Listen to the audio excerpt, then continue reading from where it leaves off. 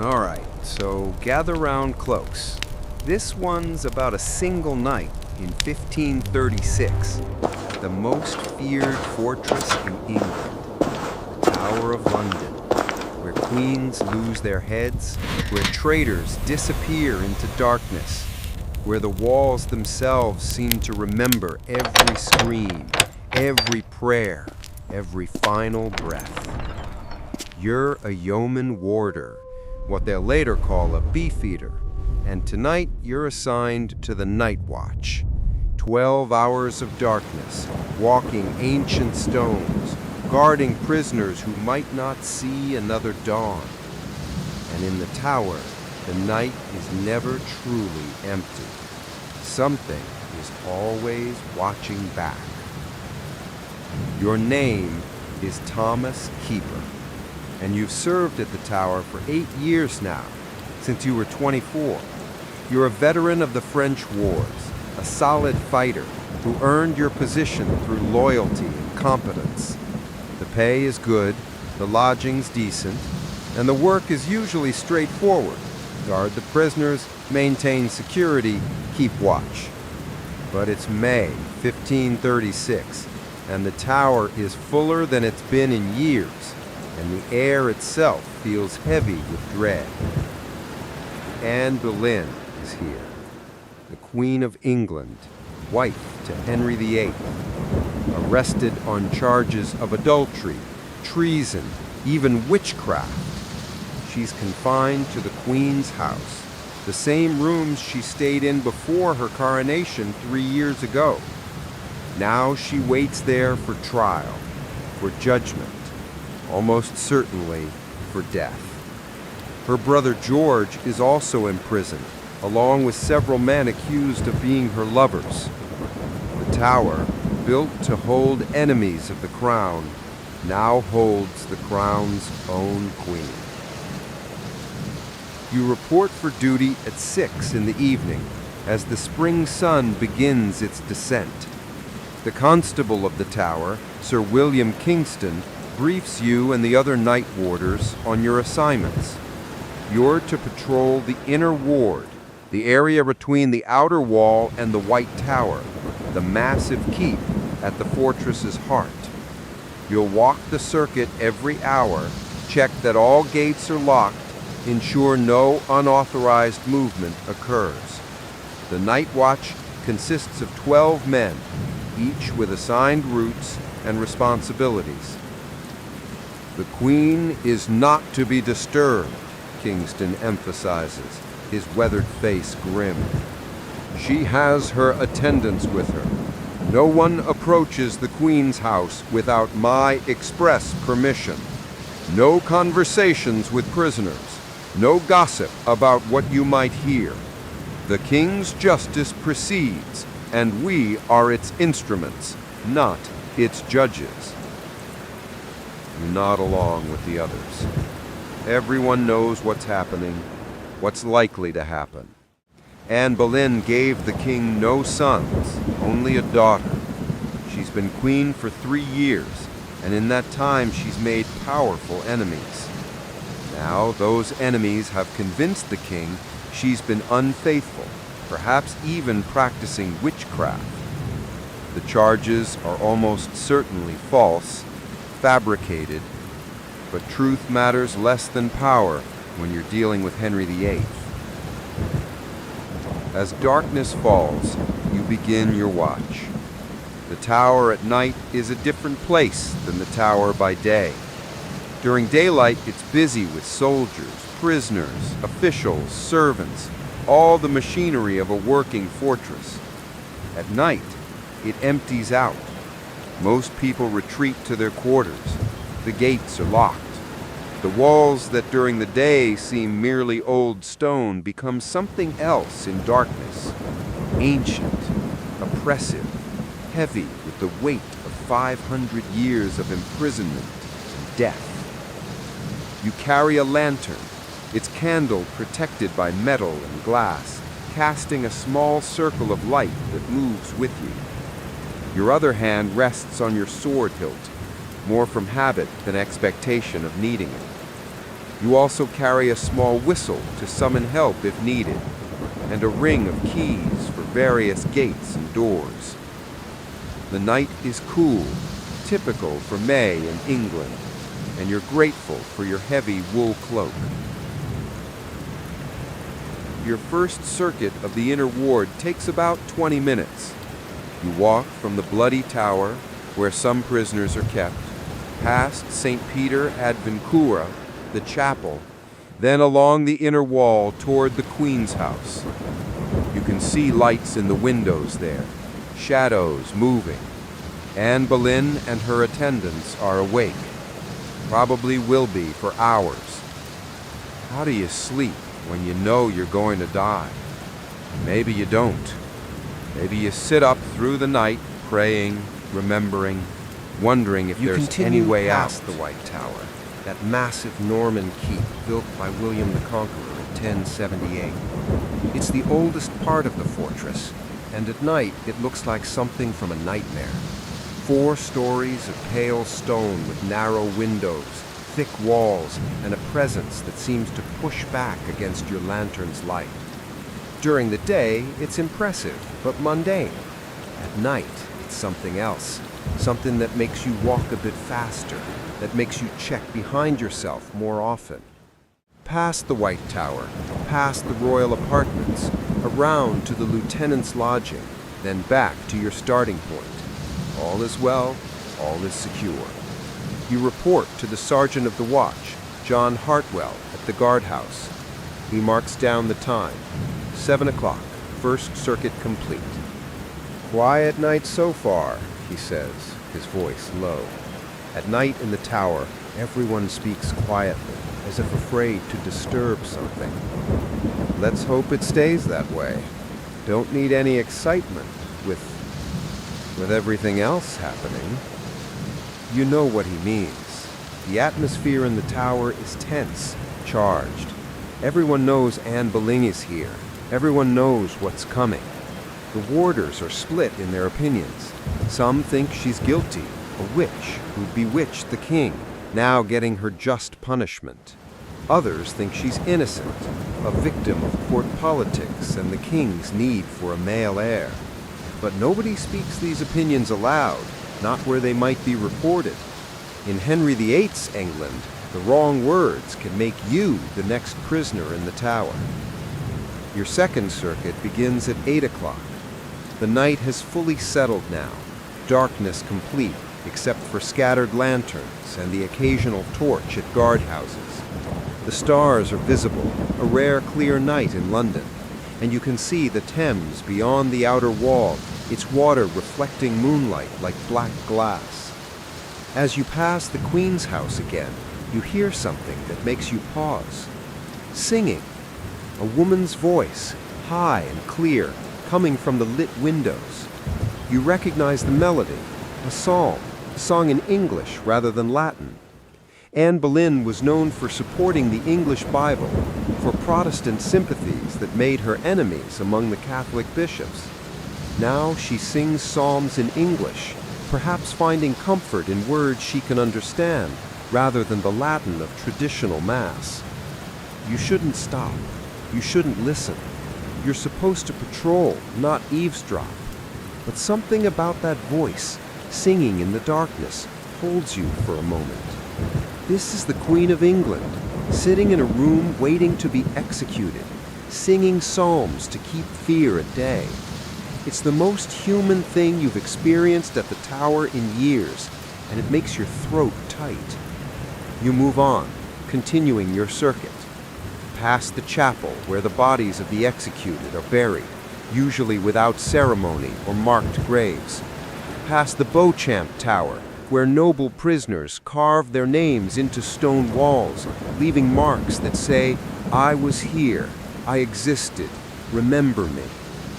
Past the torture chambers beneath the White Tower, where the rack and other devices wait in darkness.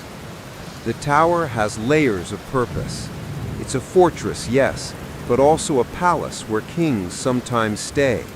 It's a prison, holding everyone from common thieves to nobles accused of treason. It's an armory, storing weapons and armor. It's a treasury, protecting the crown jewels. It's a menagerie, housing the king's exotic animals.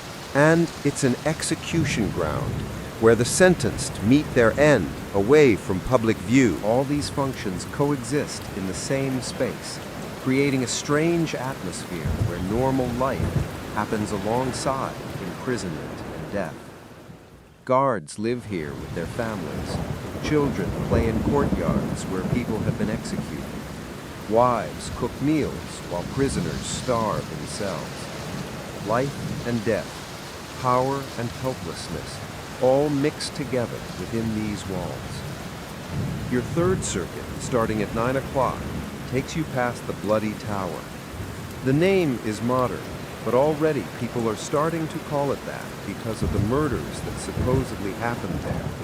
The two young princes, sons of Edward IV, disappeared in 1483 during Richard III's reign, probably murdered. Their bodies were never officially found, but everyone assumes they died in the tower, possibly in this very building. As you pass, you hear other sounds, a man weeping, the sound coming from one of the cells. You don't know who it is. Could be any of the men imprisoned with Anne Boleyn. Could be some other prisoner on unrelated charges. The tower always has prisoners, people waiting for trial, waiting for punishment, waiting for mercy that rarely comes. Their sounds at night are part of the watch, weeping, praying, sometimes raving or screaming.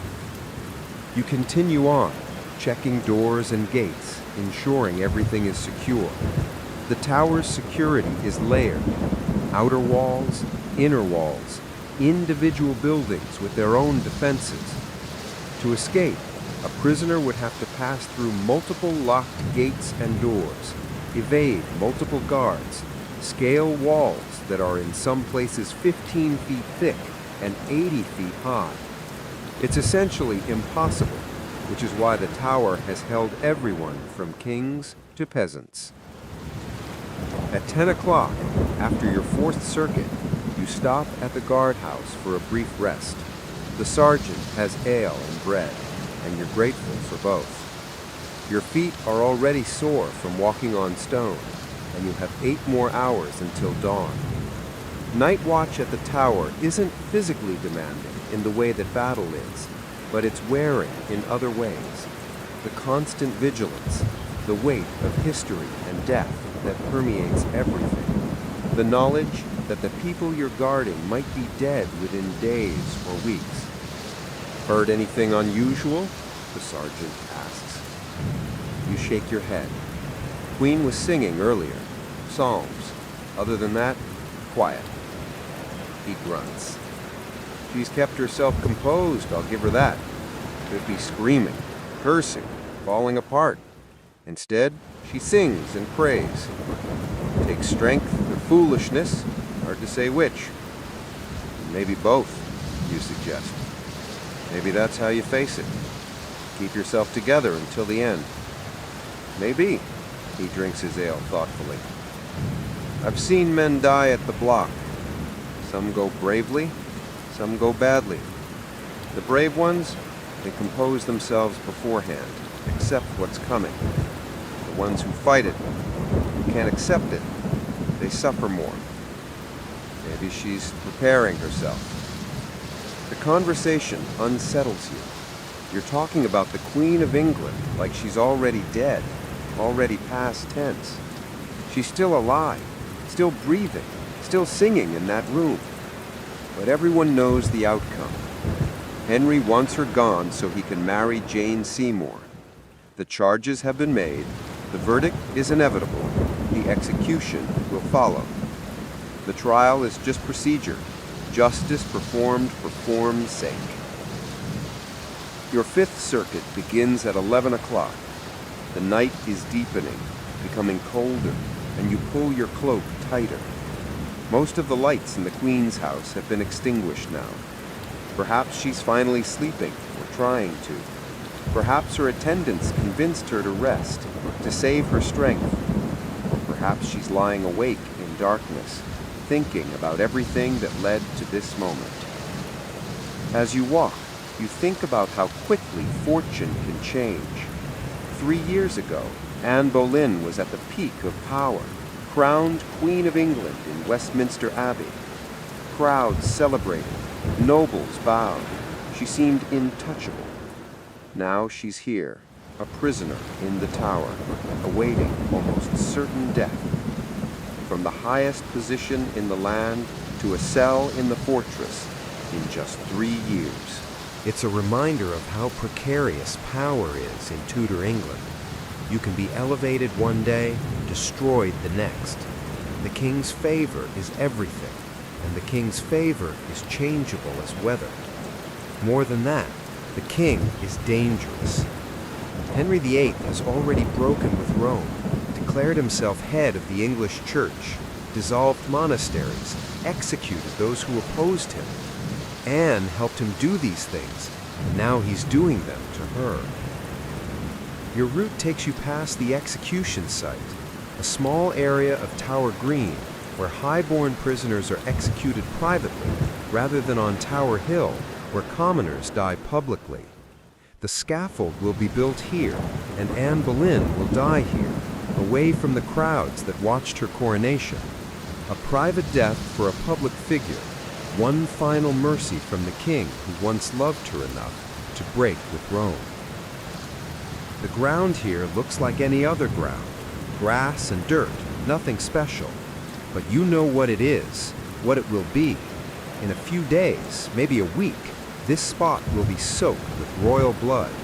The executioner will swing his sword, Anne Boleyn's head will fall, and England will have a new queen before the old one is even cold. You move on quickly, not wanting to linger at the execution site. There's something about that place that feels wrong even now, before anything has happened. Maybe it's knowing what's coming. Maybe it's the accumulated weight of executions past and future. Maybe it's your imagination, enhanced by darkness and lantern light and the general atmosphere of the tower at night. Midnight. The witching hour, they call it. The time when ghosts walk, when the boundaries between living and dead grow thin.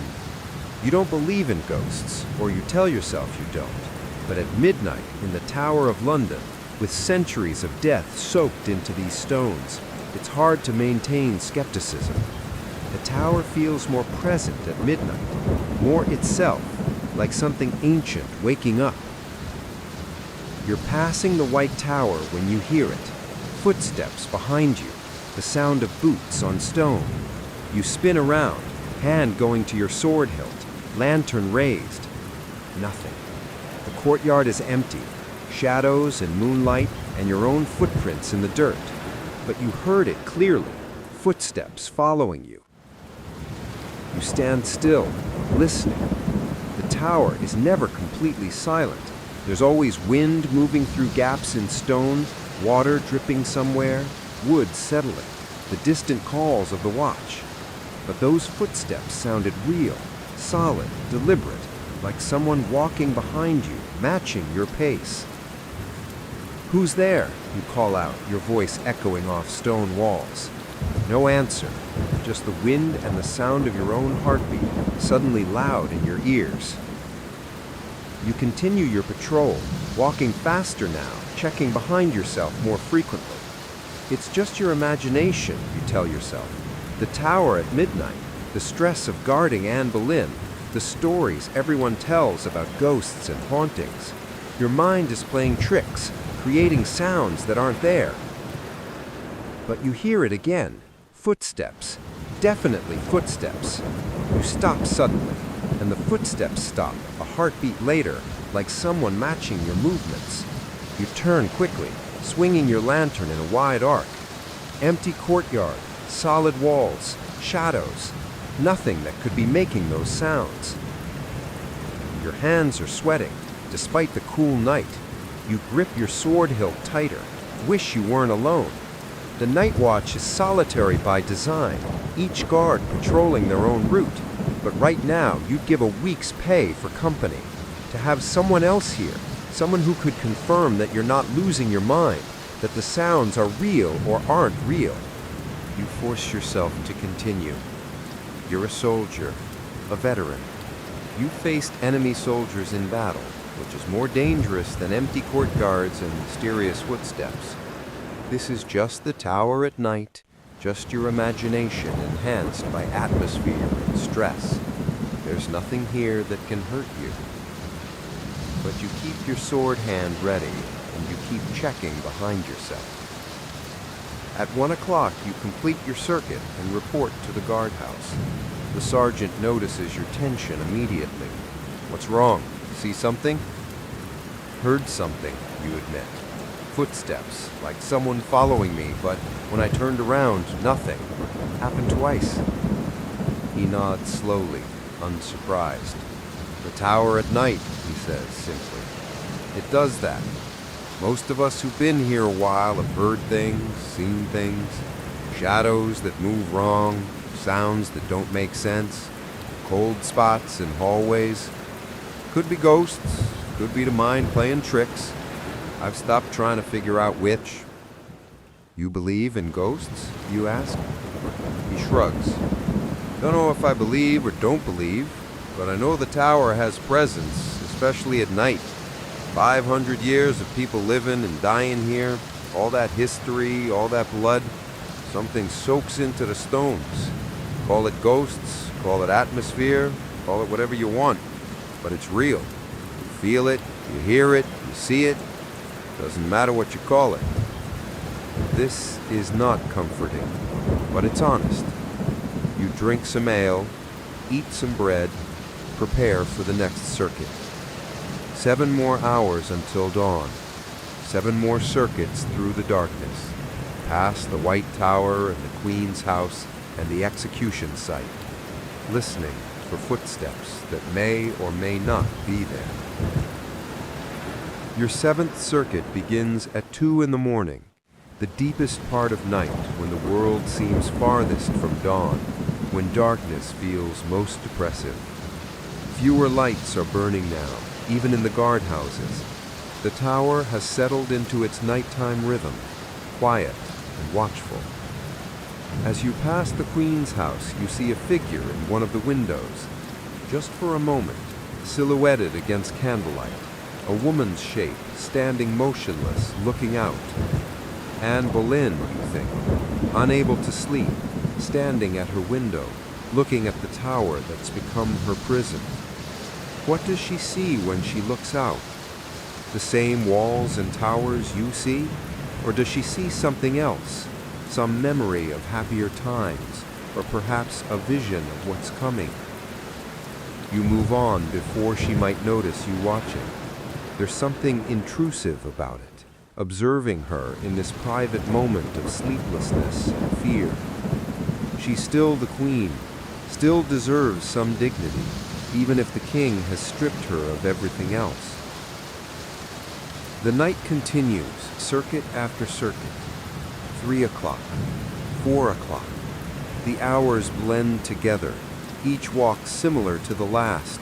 Check the gates, watch the shadows, listen for unusual sounds, report to the sergeant, rest briefly, and then begin again. Your feet ache. Your eyes burn from the lantern's flickering light. Your mind is dulled by repetition and lack of sleep. But you also feel something else, a growing awareness of the tower itself, of its personality and presence. During the day, it's just a fortress, impressive, but ultimately just stone and wood and people. At night, especially deep night, when you've been walking these same paths for hours, it becomes something more. You notice things, the way shadows fall, the echoes of your footsteps in different areas, the subtle temperature changes as you move through the fortress. You start to understand why guards who've been here for years talk about the tower like it's alive, like it has moods and intentions. It's not alive, rational, you know that. But there's a presence here, a weight of history and suffering that makes the place feel conscious somehow, aware of everyone within its walls. At 5 o'clock, as you're passing the White Tower again, you hear singing. Not from the Queen's house this time, but from somewhere closer, somewhere inside the White Tower itself. A woman's voice, high and clear, singing in Latin. A hymn. You recognize the melody even if you don't understand the words. But there shouldn't be anyone in the White Tower at night. It's locked, secure, used for storage and occasionally for housing very important prisoners.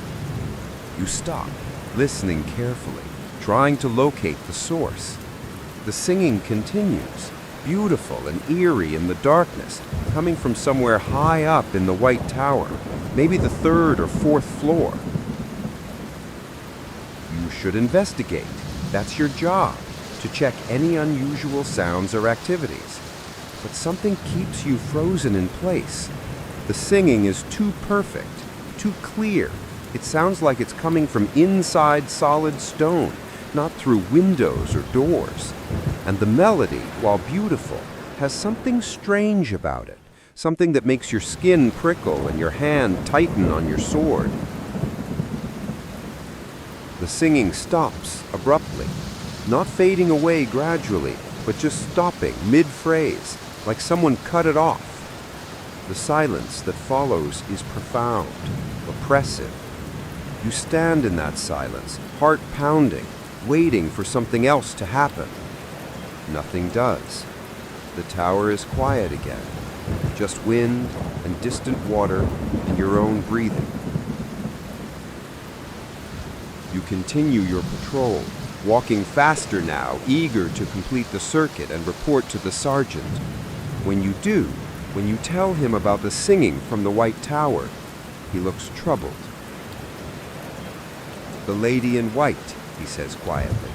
"Some guards have reported that. A woman singing hymns in the White Tower, always around this time, between 4 and 5 in the morning. No one knows who she is or was. Maybe a queen from centuries back, maybe a saint, maybe just a story. But you're not the first to hear it." "Do you believe it's a ghost?" you ask. "I believe people hear singing," he says carefully.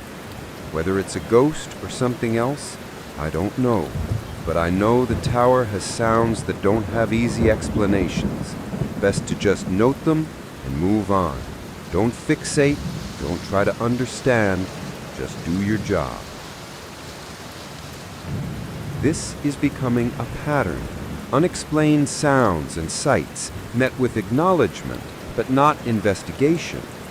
The tower guards have learned to live with these phenomena, to accept them as part of working here. It's a strange kind of professionalism. Yes, we hear ghosts. Yes, we see shadows move, but we have a job to do, so we do it. 6 o'clock. The sky to the east is beginning to lighten, just barely, the first hint that dawn is coming. This is the hardest part of night watch, these last hours when you're exhausted and sore, and your mind is foggy, but dawn is still not quite here. You have to maintain vigilance when all you want is to be relieved, to go to your quarters and sleep. Your 9th circuit takes you past St. Peter ad Vincula, the chapel where prisoners are buried. By tradition, anyone executed at the tower is buried here, usually beneath the chapel floor, without markers or ceremony. The bodies of the executed rest in consecrated ground, but with minimal acknowledgement of who they were. In death, they're all equal, all reduced to bones beneath stone. You think about Anne Boleyn again. Wonder if she'll be buried here. Probably. Where else would they put her?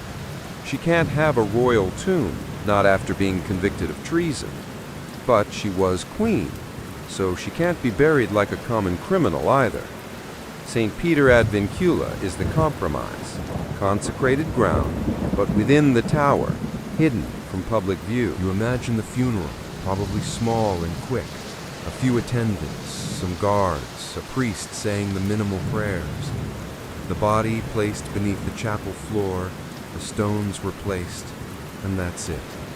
the Queen of England, buried with no more ceremony than a traitor or thief. 7 o'clock. Full dawn is approaching now. The sky definitely lighter, stars fading. The tower is beginning to wake up. You hear voices from the guardhouses, see smoke rising from chimneys as fires are rekindled, see the first servants moving around preparing for the day. The night is ending. Your watch is nearly complete.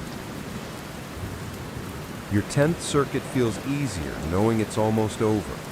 The daylight, still dim but growing, changes the tower's atmosphere completely. The oppressive weight of night lifts gradually.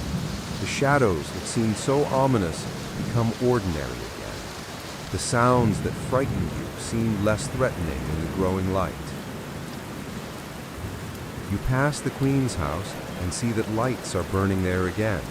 Anne Boleyn and her attendants are awake, beginning another day of waiting. How many days does she have left?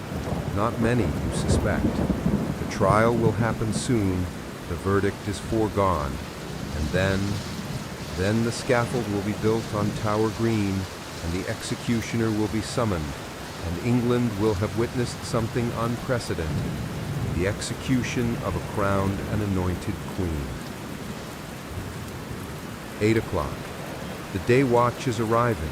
Fresh guards coming to relieve you and the others who've been walking the tower all night. You report to the sergeant one last time, confirming that your watch was completed, all was secure, nothing requiring immediate attention. You mention the singing from the White Tower, and he notes it in his log, but neither of you discusses it further. It's just another night at the tower, just another unexplained sound among many. You're dismissed, finally, after 12 hours of watch. You walk to your quarters in one of the buildings near the outer wall, exhausted, your feet aching, your eyes burning. Your wife has breakfast ready, bread and ale and some cheese, simple but welcome. You eat mechanically, too tired to taste properly. "How was your watch?" she asks. "Quiet," you say. Which is technically true. Nothing happened, no emergencies, no escapes, just the usual night at the tower. Footsteps that might be ghosts, singing from empty buildings, the weight of history pressing down on everything. The Queen is still waiting. "They're saying the trial will be next week," your wife says quietly. "And then it will be quick after that." You nod. Everyone knows. Everyone is waiting for it, dreading it, unable to look away. The execution of a queen will be the talk of Europe, will echo through history. And you're here, guarding the queen while she waits for death, walking the tower at night while ghosts walk beside you. You finish eating and go to bed, pulling the curtain around your bed for darkness. Despite your exhaustion, sleep doesn't come immediately. Your mind is still active, still processing the night, still hearing those footsteps behind you, that singing from the White Tower, still seeing Anne Boleyn's silhouette in the window. The tower gets inside your head when you work there. It's not just a job, not just a place. It becomes part of you, shapes how you see the world, reminds you constantly of mortality and power and how quickly one can become the other. You protect prisoners who might become corpses. You walk paths where the dead might walk beside you. You serve the king, knowing the king's favor is lethal when it turns to displeasure. You drift into sleep finally, into dreams filled with stone corridors and flickering lanterns and footsteps following you through endless darkness. When you wake in the afternoon, the dreams fade quickly, but the memory of the night remains. 12 hours at the tower, guarding a queen who's already become a ghost in everything but fact. You sleep through the afternoon, dreamless now, exhausted sleep that pulls you under like dark water. When you wake, it's late afternoon, maybe 5 o'clock. The light coming through the window is that golden color that means evening is approaching. Your wife has left food on the table, cold meat, bread, some ale. You eat slowly, your body still heavy with exhaustion despite hours of sleep. Night watch takes a toll that one afternoon of rest can't fully repair. Outside your window, you can hear the tower's daily sounds, guards changing shifts, servants carrying supplies, horses in the stable yard, the distant ring of a hammer from the blacksmith's forge. Normal sounds, everyday sounds, the kind that make you forget for a moment where you are and what's happening here. But then you remember. Anne Boleyn is still in the Queen's house. Her trial is scheduled for Monday, just 3 days from now. The outcome is already decided. Everyone knows it. The king wants her gone so he can marry Jane Seymour. And what the king wants, the king gets. The trial is just theater, legal procedure performed to give legitimacy to a predetermined verdict. You dress slowly, pulling on your uniform, the red tunic with the royal insignia, the leather belt, the heavy boots. Tonight, you're assigned to the same watch, same circuit, 12 more hours walking the tower in darkness. It's strange how quickly this routine has become normal, how your body has adapted to sleeping during the day and working through the night. You report for duty at 6 o'clock again. The same briefing room, the same Constable Kingston with his grim face and careful instructions. But tonight, there's something different in the atmosphere, a tension that wasn't there yesterday. You notice it in how the other guards hold themselves, in the quiet conversations that stop when officers approach, in the way Kingston's hands grip the edge of the table as he talks. The Queen has requested a priest, Kingston announces. Father Thomas has been assigned to hear her confession and provide spiritual counsel. He will be visiting the Queen's house this evening and may be there for several hours. No one is to disturb them or attempt to listen to their conversations. The sanctity of confession must be maintained, even here. Even here, the Tower of London, where walls have ears and secrets are currency and nothing is truly private. But confession is sacred, protected by church law that even kings supposedly respect. Anne Boleyn will confess her sins, real or imagined, to a priest who cannot repeat what he hears. It's one of the few genuine privacies she has left. Your watch begins as darkness falls. The night is warmer than yesterday, cloudier, with a damp heaviness in the air that suggests rain might be coming.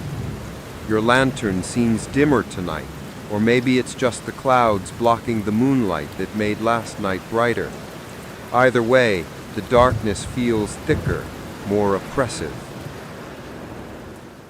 Your first circuit takes you past the Queen's house, where you can see through the windows a different scene than yesterday. Father Thomas is there, visible in his black robes, sitting across from a woman who must be Anne Boleyn. You can't see her face clearly from this distance and angle, just her silhouette, her hands folded in her lap. They're talking, though you can't hear words, just the low murmur of voices. You move on quickly.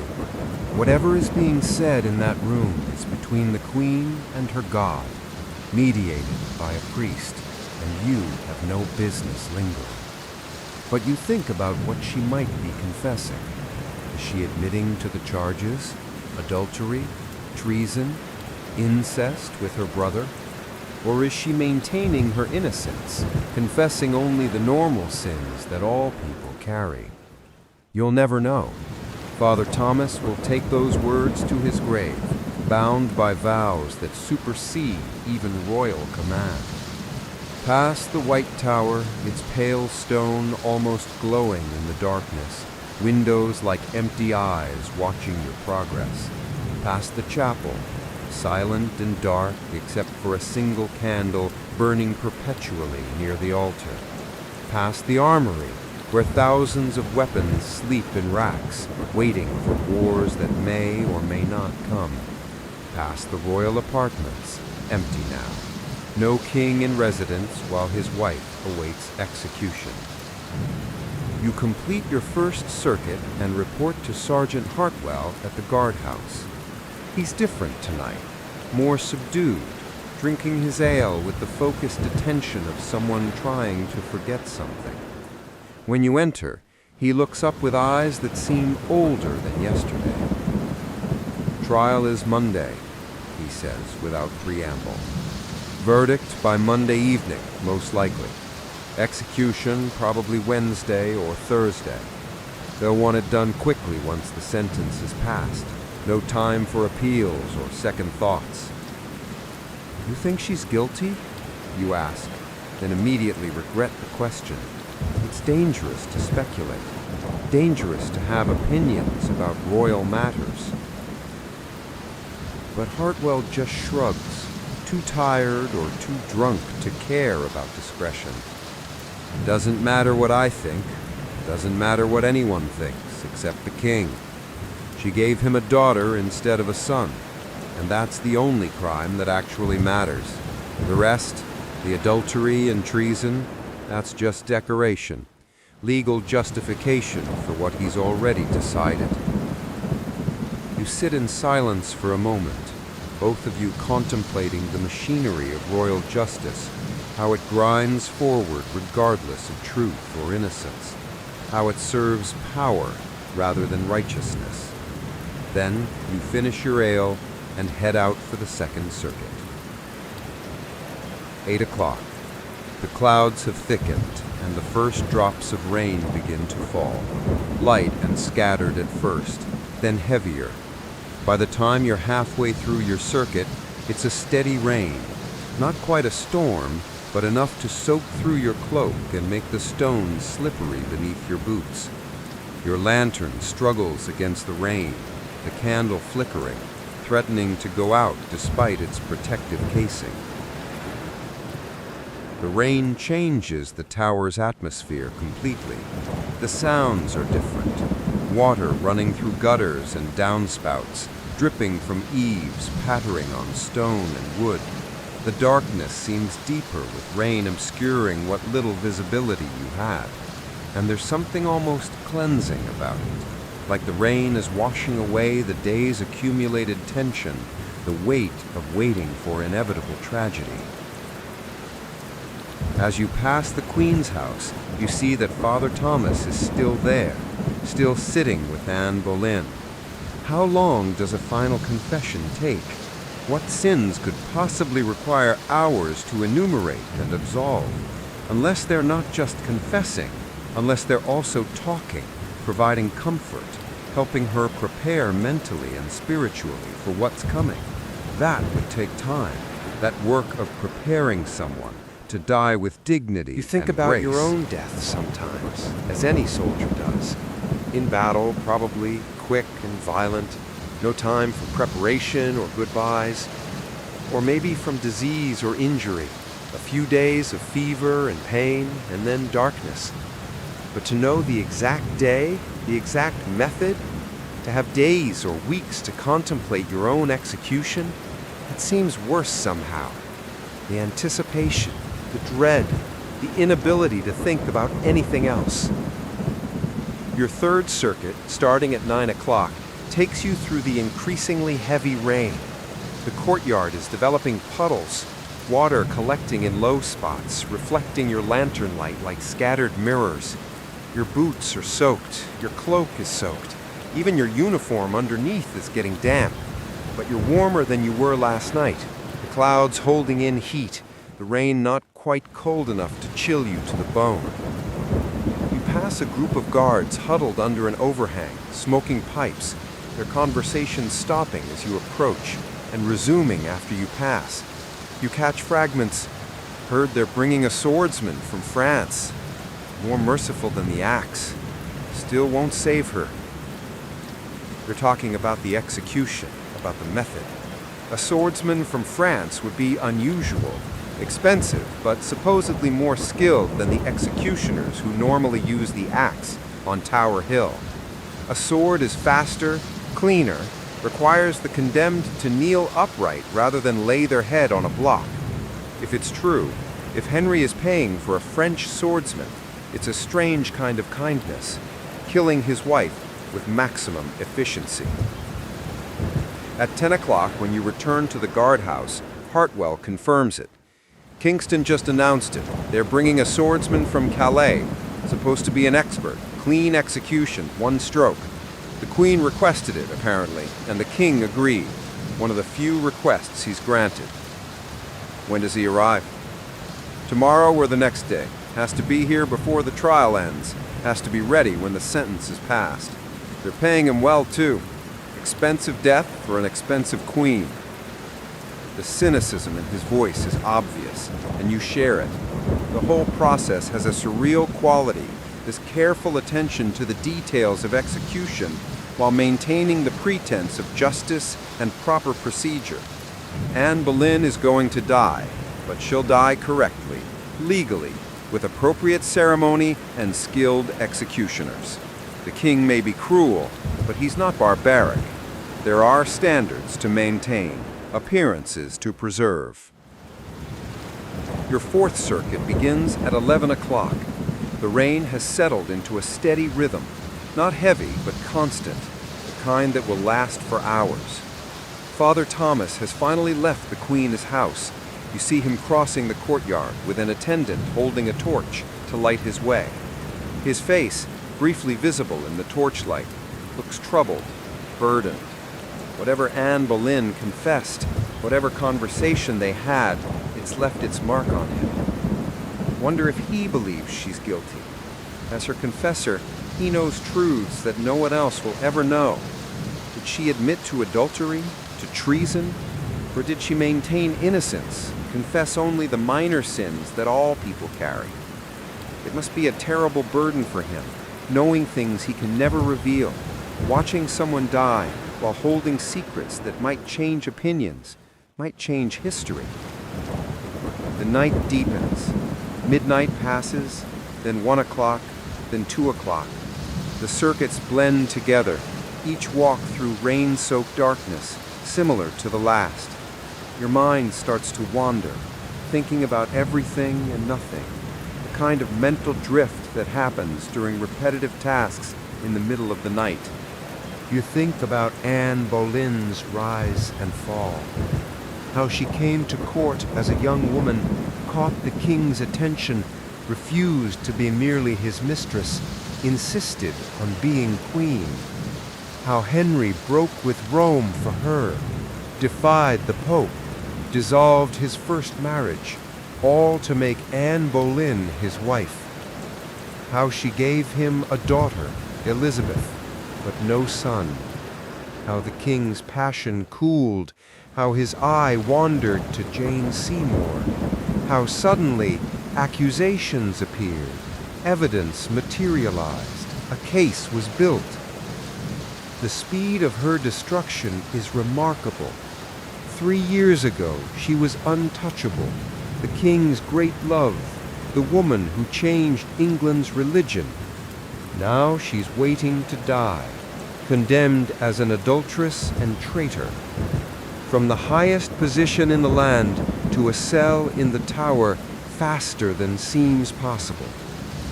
It's a lesson in the fragility of power, in how quickly fortune changes, in how dangerous it is to be close to kings. At 3 in the morning, during your 7th circuit, you hear something that makes you stop. Not footsteps this time, not singing, crying. Someone is crying, a sound coming from the direction of the Queen's house, a woman's voice, raw with grief and exhaustion. You stand in the rain listening. The crying continues, sometimes louder, sometimes softer, but constant. It's not hysterical, not wild. It's the crying of someone who's held themselves together for as long as possible and finally can't anymore, who's breaking down in private darkness when no one is supposed to hear. You should move on. This isn't your business. The Queen is entitled to her grief, to her private moments of despair.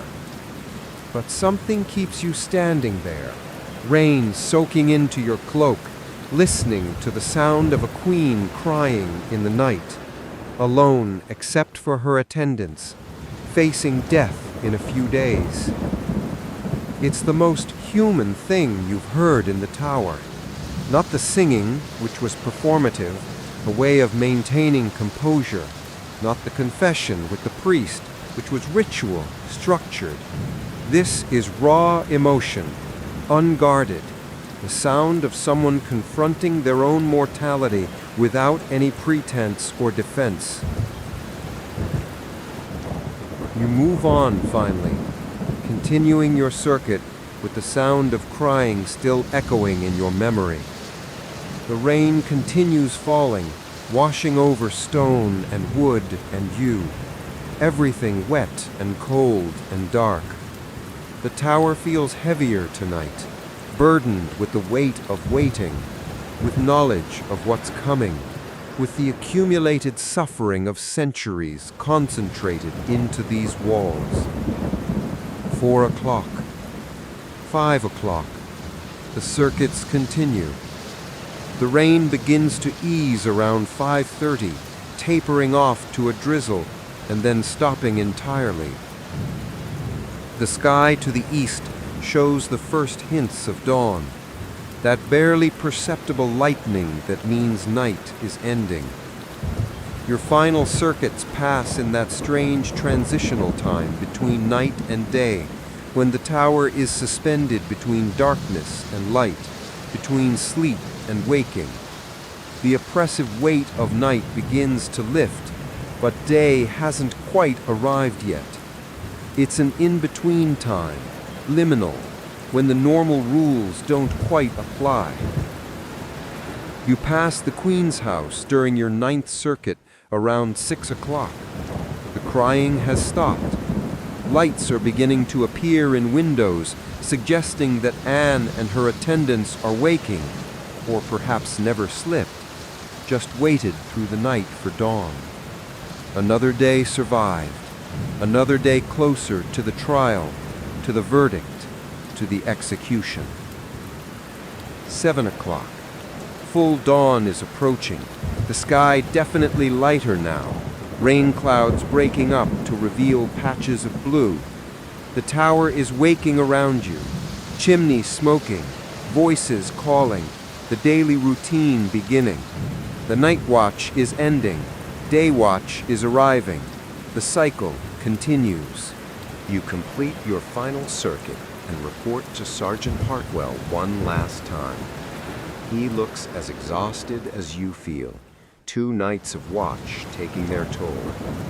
All secure, you tell him.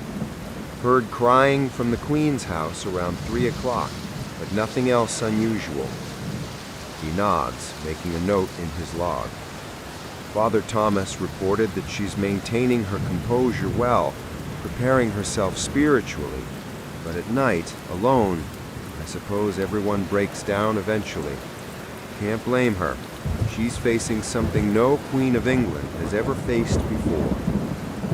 You're dismissed, walking back to your quarters as the tower comes fully alive around you. Kitchen fires are burning, servants are carrying water from wells, guards are assembling for morning inspection.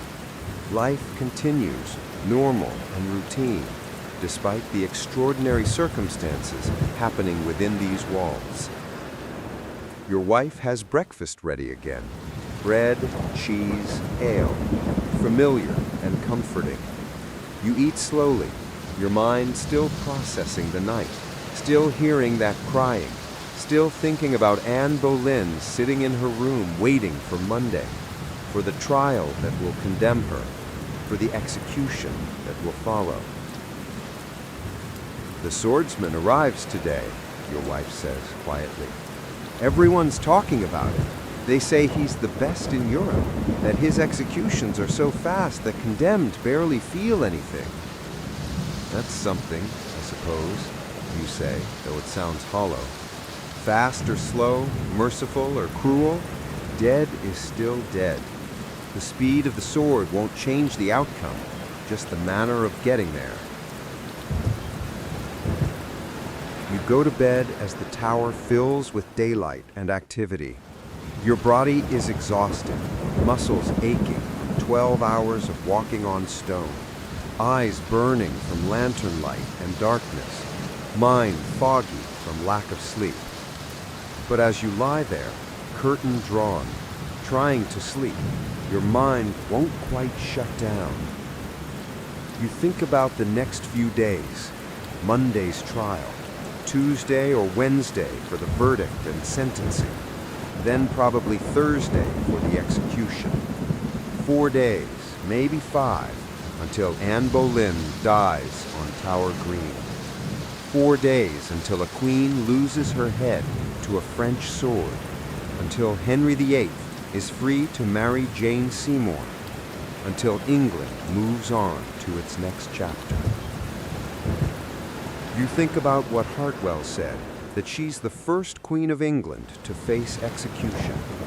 It's unprecedented, shocking even to those who become cynical about royal cruelty. Kings have divorced queens, sent them to convents, annulled marriages, but execution? That's new. That's a line being crossed, a precedent being set that will echo through history. Sleep finally comes, pulling you under despite your racing thoughts. You dream of rain and crying and endless stone corridors, of footsteps following you through darkness, of a woman in a window, looking out at walls she'll never pass through again. When you wake in the afternoon, the dreams fade, but the memory remains. Another night at the tower, guarding a queen in her final days, walking through darkness while history unfolds around you.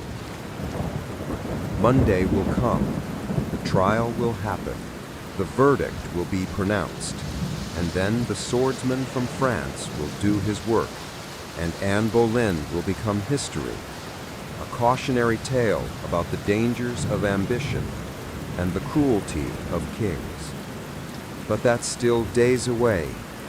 For now, you sleep through the afternoon, gathering strength for another night watch, another 12 hours walking the tower in darkness, bearing witness to the slow machinery of royal justice as it grinds toward its inevitable, tragic conclusion. On December 26, 1900, a relief vessel approached Island Moor Lighthouse in the Outer Hebrides and found something impossible. 3 experienced lighthouse keepers had vanished without a trace. Their beds were made. Their meals were half eaten. The clocks had stopped.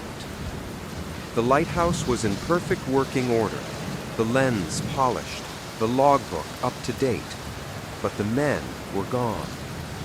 No bodies, no notes, no signs of struggle or departure, just silence, and a set of log entries that suggested something had terrified them in the days before they disappeared.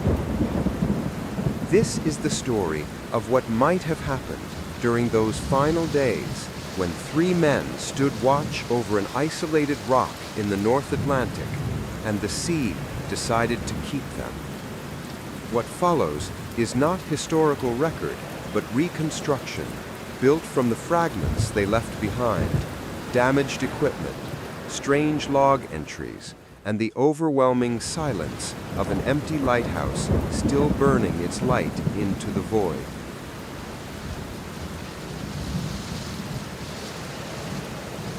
The rain began on December 12, 1900. Not the usual Scottish drizzle that lighthouse keepers were accustomed to, the kind that hangs in the air like mist and soaks through your clothes without ever feeling like proper rain. This was something heavier, more persistent, more purposeful, like the sky had opened a wound and couldn't stop bleeding. Thomas Marshall, the principal keeper, noted it in the official log at 6 o'clock that morning, his handwriting precise and careful as always. Heavy rain, wind increasing from west, sea moderate, all well. That was the protocol, the language they were trained to use. Simple observations, nothing dramatic, nothing that suggested the rain would continue for 13 days straight without pause, or that those would be the last normal words he would ever write. Marshall was 52 years old and had been keeping lights for 23 years. He'd worked every major lighthouse on the western coast of Scotland: Mull of Kintyre, Skerryvore, Dubh Artach. He knew weather the way farmers know soil, could read the sky and sea and predict what was coming with uncanny accuracy. He knew isolation, had spent years in remote stations where the only human contact was the relief boat that came once a month. He knew how the mind could play tricks when you spent too long staring at the same horizon, how shadows could seem like movement, how wind could sound like voices. He was the steadiest man the Northern Lighthouse Board had ever employed, which is exactly why they'd assigned him to Island Moor. The island was 7 miles off the coast of the Outer Hebrides, a jagged piece of volcanic rock barely 200 feet across at its widest point, with cliffs that dropped straight into the Atlantic like the edge of the world. The lighthouse had only been operational for a year. It needed experienced men who wouldn't panic during storms, men who understood that keeping the light burning was more important than comfort or fear or any personal concern. James Duquette was the second keeper, 43 years old, married with 4 children waiting for him on the mainland in Stromness.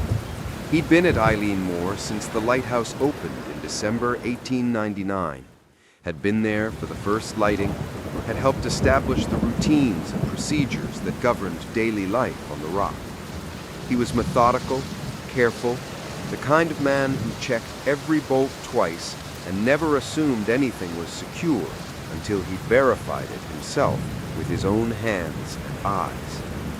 He kept a personal journal separate from the official log, writing letters to his wife that he'd mail when the relief boat came. The letters were ordinary, domestic, full of small observations about weather and seabirds and the quality of the tea they brought from the mainland. But in his last letter, dated December 7th, 5 days before the rain began, he'd written something odd, a single line that didn't fit with the rest of his cheerful, mundane observations. The island feels different this winter. He didn't elaborate, didn't explain what he meant, just that one line, inserted between a comment about needing new socks and a reminder to check on their oldest daughter's cough. The island feels different. Donald MacArthur was the youngest keeper, 28 years old, newly married, saving money to buy a cottage on the Isle of Lewis where his wife's family lived. This was his first posting as an occasional keeper, the lowest rank in the lighthouse service, which meant he did most of the manual labor while learning the trade from Marshall and Duquette. He was strong, reliable, eager to prove himself worthy of eventual promotion to assistant keeper. But he was also terrified of the ocean in a way he tried very hard to hide from the other men. He'd grown up inland in a small farming village in the Scottish Highlands and had never seen the sea until he was 16 and decided to leave home and seek better wages.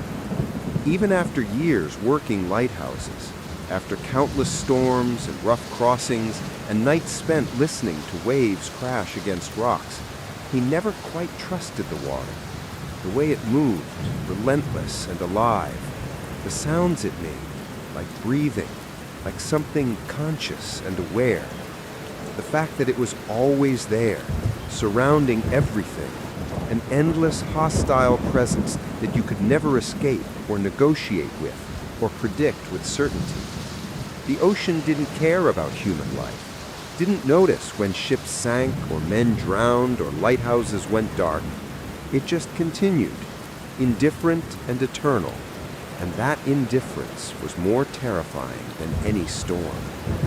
The three men followed the same routine every day, the schedule dictated by the lighthouse board and refined through years of experience at remote stations.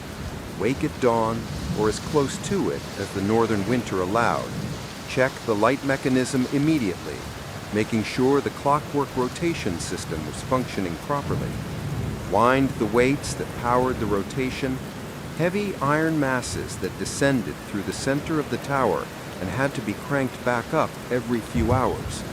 Polish the brass fittings, trim the lamp wicks, refill the paraffin reservoir.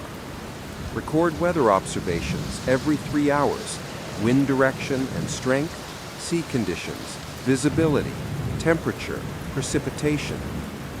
Cook meals in rotation, each man taking turns at the small stove in the kitchen. Maintain the equipment constantly, checking for rust, wear, damage.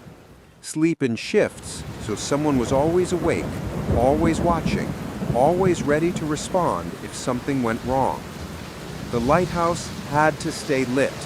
That was the only rule that mattered, the one absolute requirement that superseded every other concern. Ships depended on it. Lives depended on it. Everything else, every personal discomfort or inconvenience or fear, was secondary to keeping that light burning through the night, every night, without fail. The rain continued through December 13th, steady and heavy, the kind of rain that feels like it's been falling forever and will keep falling long after you're dead. Marshall noted increasing wind and heavy seas in the log at noon. The waves were hitting the cliff face hard enough that spray reached the lighthouse gallery 90 feet above normal sea level. This was unusual, but not unprecedented. Atlantic storms could generate swells 30 or even 40 feet high during winter. Massive walls of water that traveled thousands of miles across open ocean before smashing against the Scottish coast with accumulated fury. The lighthouse was built to withstand them, designed by the famous engineer Alan Stevenson, with walls 6 feet thick at the base, foundations sunk deep into solid volcanic rock. Nothing was going to move it. The lighthouse board had promised that, had assured everyone that Island Moor was one of the most secure stations in the service, that the keepers would be safe from any weather the Atlantic could produce. But something was wrong with the western landing. Ducat noticed it first during his afternoon inspection of the external equipment. The iron railings that helped keepers climb up from the supply crane and boat landing had been bent, not rusted or worn or gradually weakened by years of exposure. Bent recently. The metal was twisted out of shape, like something had grabbed the railings and forced them sideways with enormous strength. He mentioned it to Marshall during the noon meal, speaking carefully, not wanting to sound alarmist. Marshall went to look, pulling on his oilskin coat and climbing down the slippery steps to examine the damage. The railings were definitely bent, no question. He ran his hand over the twisted metal, trying to understand what could have caused it. The seas hadn't been that rough, not rough enough to generate the kind of force needed to bend iron railings bolted into solid rock. He stood there in the rain for several minutes, water running down his face, staring at the bent metal and running through possibilities in his mind. Finally, he climbed back up and noted it in the log. Severe damage to west landing railings. Cause unknown. Will require repair on next relief. He didn't speculate about what had caused the damage because he couldn't explain it, and guessing would violate his professional training to record only facts, only what could be observed and December verified. 14th arrived with heavier rain and deteriorating conditions. Visibility dropped to less than 50 feet. The world outside the lighthouse disappearing into gray sheets of water and mist. The foghorn sounded automatically every 2 minutes, a deep, mournful note that echoed across the water and probably reached no one, probably just announced their presence to empty ocean and in different waves. The supply ship wasn't due for another 12 days, would arrive on December 26th for the regular rotation. The keepers were alone until then. They'd been alone before, many times. This was the job.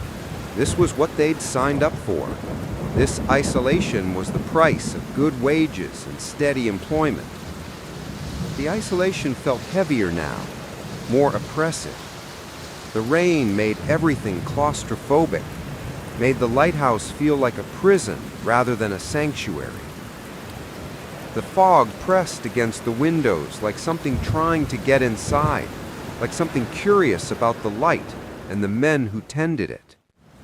MacArthur was on watch that night, the midnight to 6 shift, when he heard the voice. It came from outside, from somewhere down near the landing, a man's voice calling for help. The words were indistinct, muffled by wind and rain and distance, but he was absolutely certain it was a voice, a human voice, someone in distress. He woke Marshall immediately, shaking him awake in his bunk, speaking urgently but quietly to avoid panicking Ducat, who was sleeping in the next room.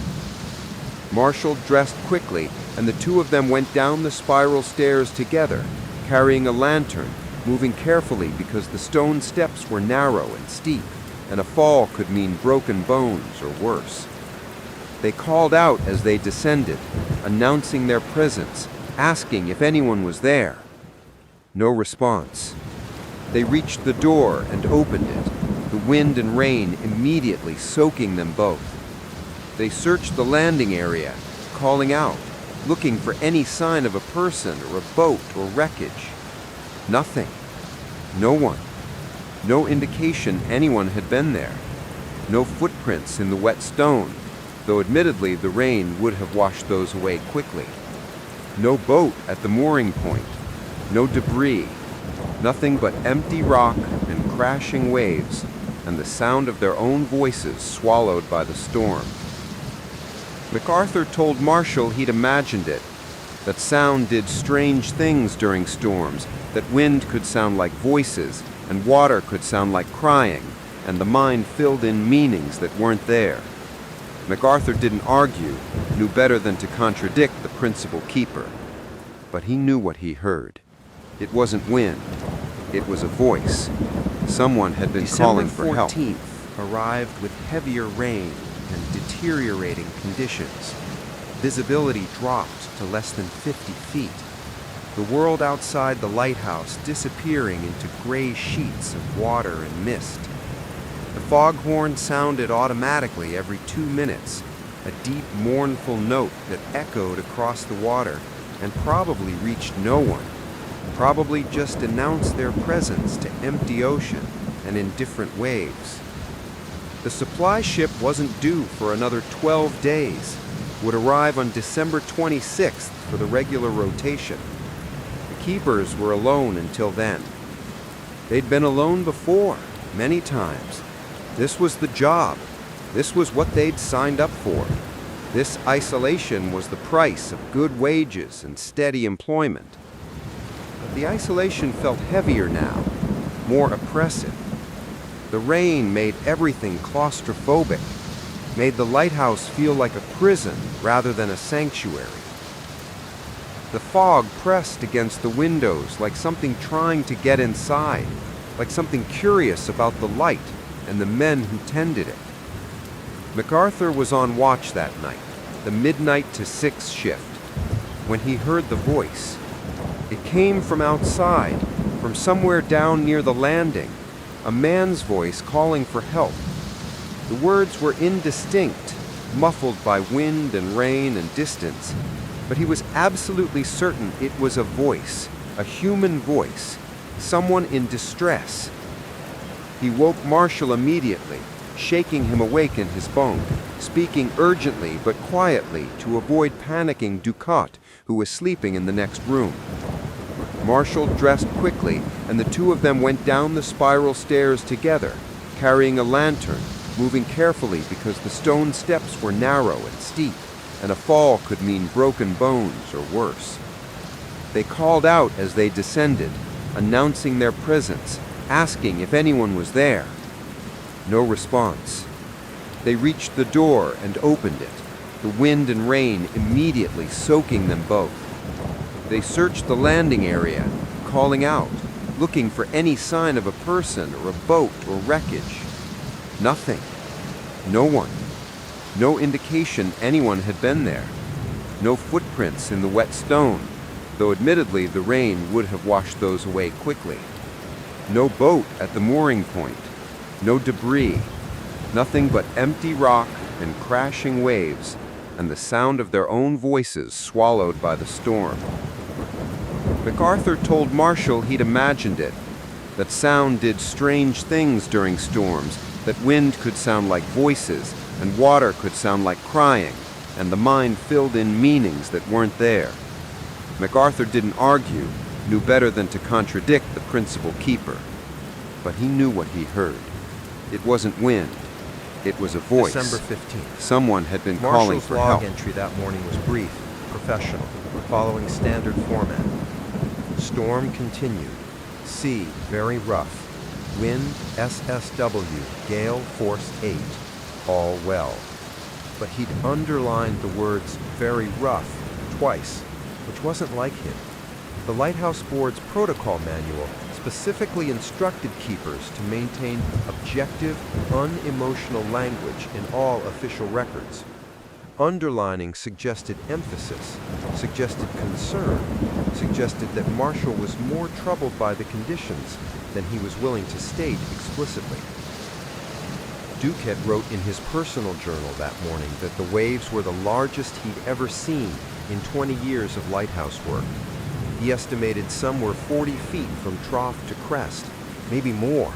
Massive walls of dark water that rose up and seemed to pause before crashing down with force that shook the entire tower. The lighthouse shook with each impact. Not much, just a slight vibration, a barely perceptible tremor that traveled through the stone. But it was noticeable, and it was constant, and it reminded them that they were standing on a rock in the middle of an ocean that could erase them any time it wanted to, that their safety depended on Victorian engineering holding up against forces that had been destroying things That for afternoon, millions of years. all three keepers went down together to check the supply boxes stored in a cave near the eastern landing.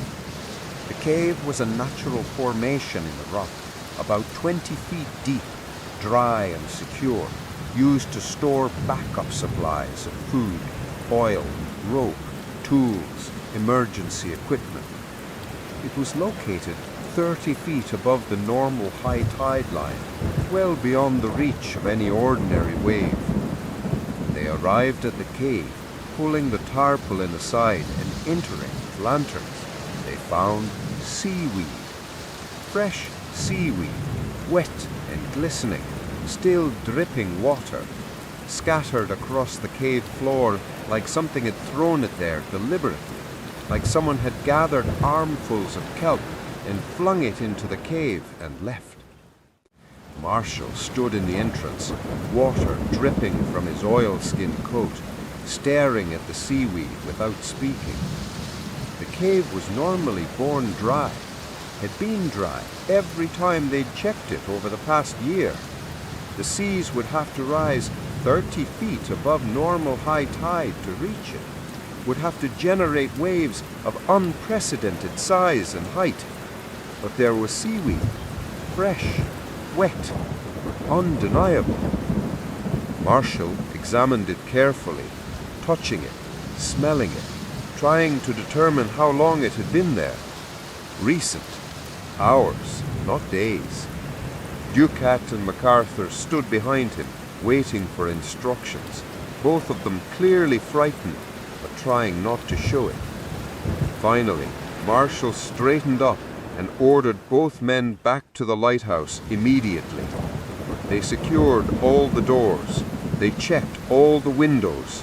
They said nothing about what the seaweed meant, what it implied about the storm's intensity, what it suggested about their safety. They didn't have to. They all understood. December 16th.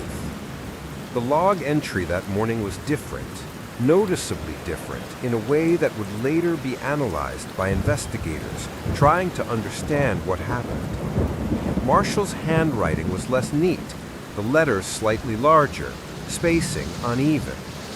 He wrote that the storm had taken a turn for the worse, that the seas were unprecedented in his experience, that he'd never seen conditions like this in 23 years of lighthouse keeping.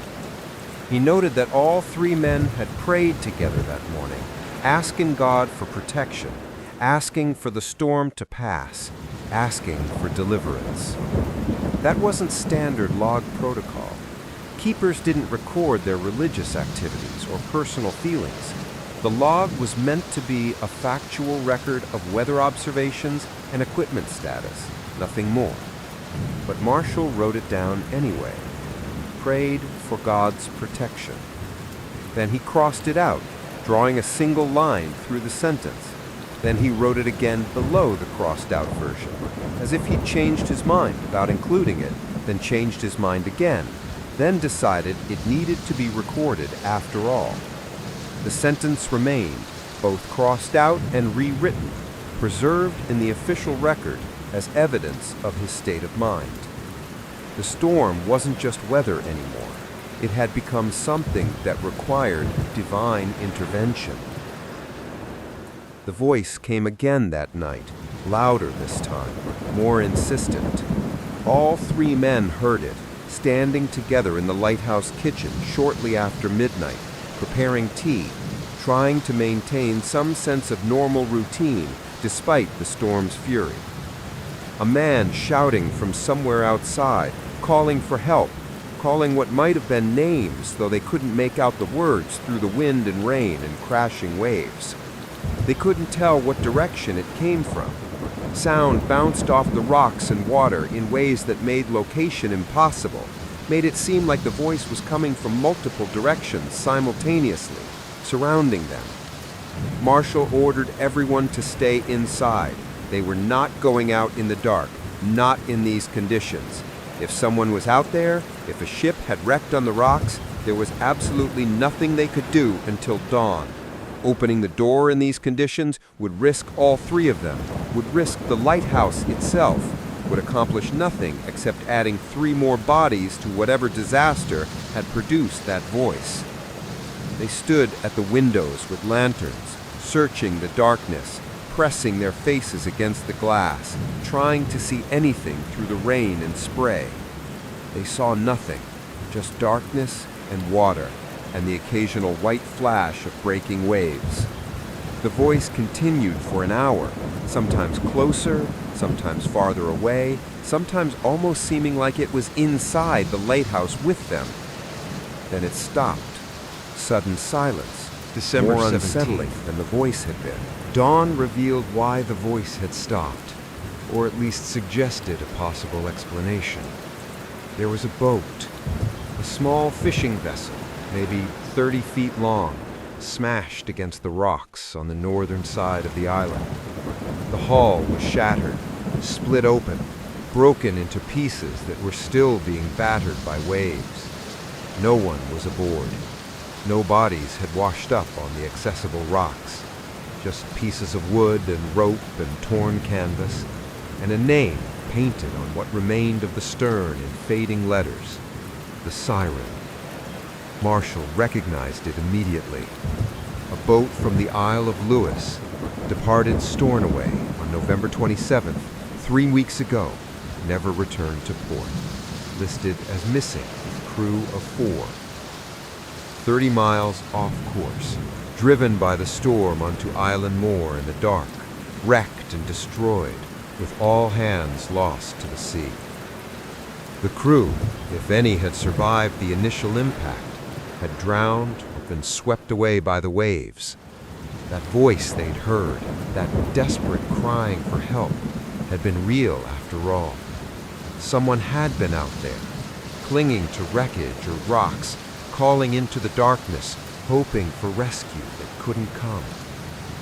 And now they were gone. The keepers couldn't reach the wreck to search for survivors or bodies. The seas were too rough, the rocks too slippery and dangerous. They could only watch from the lighthouse gallery as the waves continued to batter the remains, breaking it apart piece by piece, feeding it to the ocean like the ocean was hungry, like it was consuming the evidence of its own violence.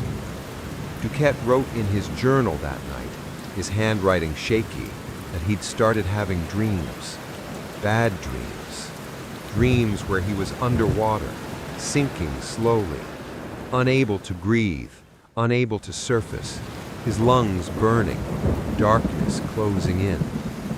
He'd had them 3 nights in a row now.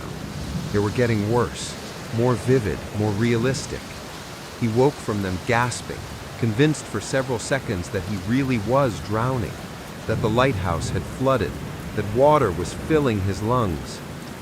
He didn't tell the others about the dreams, didn't want them to think he was losing his nerve, couldn't handle the isolation and stress. But he wrote it down in his journal, recorded it like he was documenting symptoms of an illness, trying to understand what was happening to his